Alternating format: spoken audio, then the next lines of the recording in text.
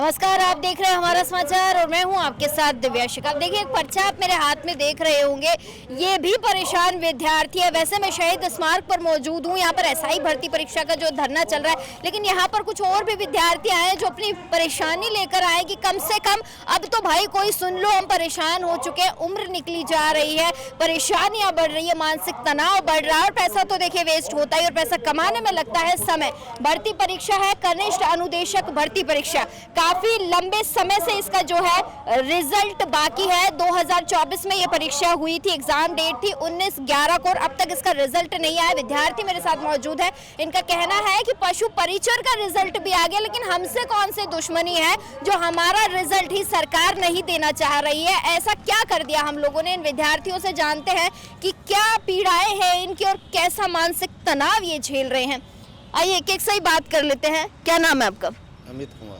क्या कहेंगे अमित जी, भर्ती परीक्षा का रिजल्ट नहीं आ रहा?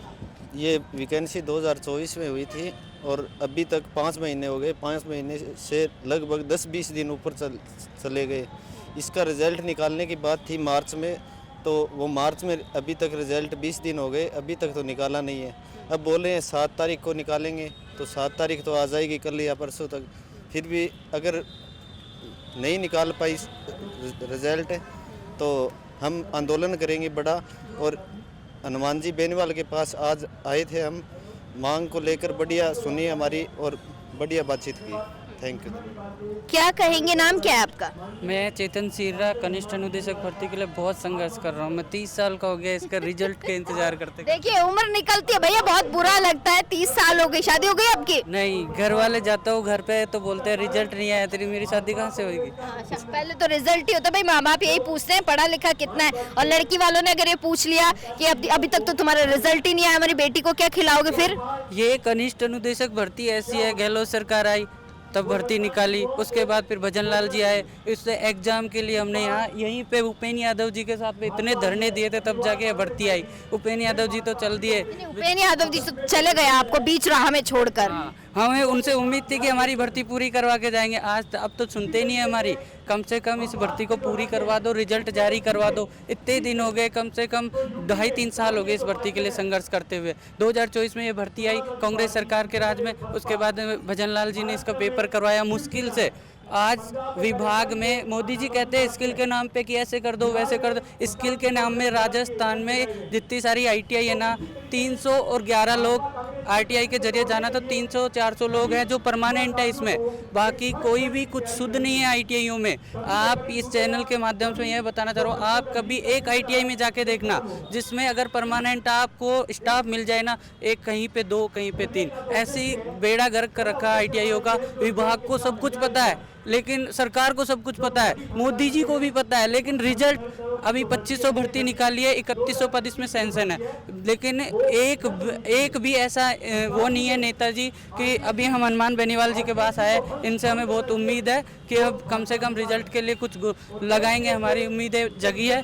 हम तो सरकार से यही कहते हैं कि रिजल्ट जारी कर दो। हमने ऐसा क्या गुनाह किया? पशु परिचर का रिजल्ट दे दिया, 4th ग्रेड का रिजल्ट आ जाएगा, लगता है कि एकदम नौकरी चल जाएंगे पशु परिचर वाले, बेरोजगारी घूमते रह हाँ। देखो, पशु परिचर में 17 लाख 16 लाख लोग थे, हमें मात्र 20,000 लोग हैं। 19 ट्रेडों में भर्ती है। भजन लाल जी, इसको तो सुनिए, देखिए मात्र 20,000 लोग हैं, उनमें से ऐसे कर रहे 20,000 में 20,000 लोगों का और रिजल्ट नहीं दे पा रहे। और आलोक राज जी विदेश घूम लेते हैं, यहाँ देखो हम दीजिए रिजल्ट दे दीजिए। इनका बच्चा बड़ा परेशान हो रहा है, 30 साल का हो गया, अब तो शादी की उम्र और निकल जाएगी, जीम ने नहीं बुलाएंगे आपको। क्या नाम है आपका? मेरा नाम मैम मनीष गुजर है, मैं भी कनिष्ठ अनुदेशक का विद्यार्थी हूँ। आज हमने सुबह सीएम साहब से CMR में मुलाकात की थी रिजल्ट को लेकर के, हमने हमारा ज्ञापन भी दिया है। आज जिस प्रकार से कर्मचारी चयन बोर्ड ने बोला था कि हम 5 महीने में टेक्निकल एग्ज़ाम का रिजल्ट दे देंगे, आज 168 दिन हो चुके हैं, हमारा रिजल्ट आया नहीं। ये भर्ती बिल्कुल पता नहीं कौन से भंवर के जाल में फंस गई है। अब तो राम ही रखवाड़ा है, इसका हमारी सुनने वाला कोई है नहीं सरकार में।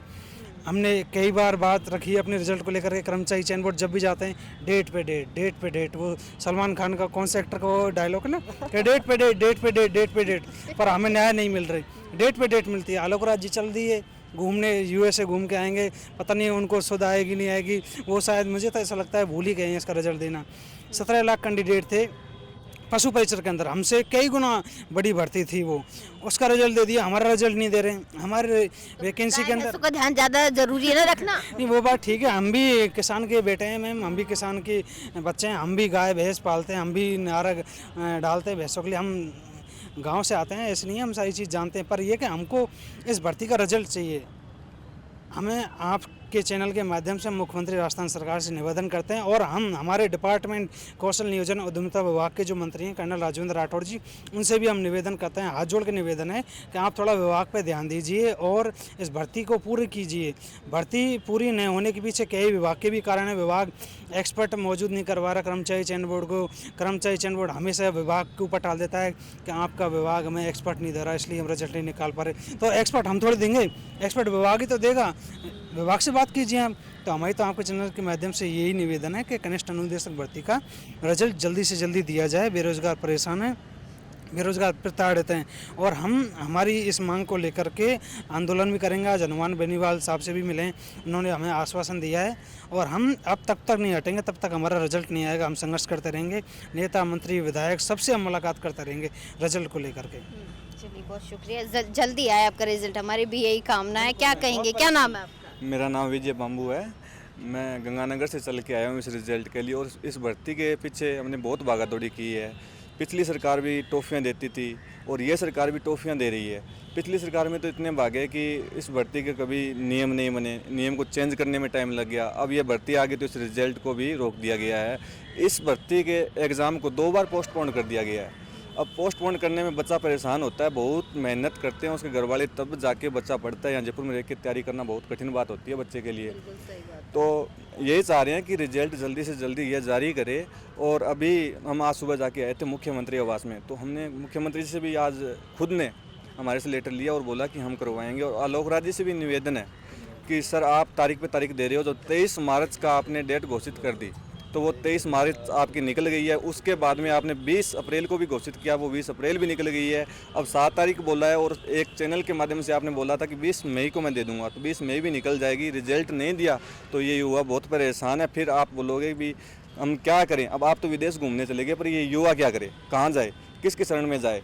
ये युवा का खून चूसने का काम मत करो, जल्दी जल्दी इसका रिजल्ट दो और युवा को न्याय मिले। और मैं हमारे विभाग को भी बोलना चाहूँगा, जो केस चल रहे हैं कोर्ट केस और बोनस अंक की मांग कर रहे हैं, ये बात उस टाइम सोचनी चाहिए थी जिस टाइम नियम बन के आए थे। जब डीओपी ने नियम दे दिए और राज्यपाल ने अनुमोदन कर दिया, उसके बाद में क्या निरस्त हो सकते हैं? ये कभी नहीं हो सकता। तो ये उस बच्चों को भी बोलना चाहूँगा, बोनस लेने वाले बच्चे हैं, उनको भी यही बोलना चाहूँगा, जब नियम बन के आए उस टाइम आप कुछ इसका विरोध करते तो कुछ होता। तो हम आपके विरोधी नहीं है, लेकिन आप उस टाइम आवाज़ उठाते तो अच्छा रहता। अब लास्ट में आके बच्चे ने मेहनत की है और उस पर पानी फिर रहा है, तो बच्चों को बहुत दुख होता है। तो हम उन बच्चों को बोलेंगे कि आप पीछे हटो, और विभाग को बोलेंगे कि अच्छा वकील करो, अपने सरकार की तरफ से वकील को भेजो और अच्छे इस केस की पैरवी करो और बच्चों को न्याय मिले।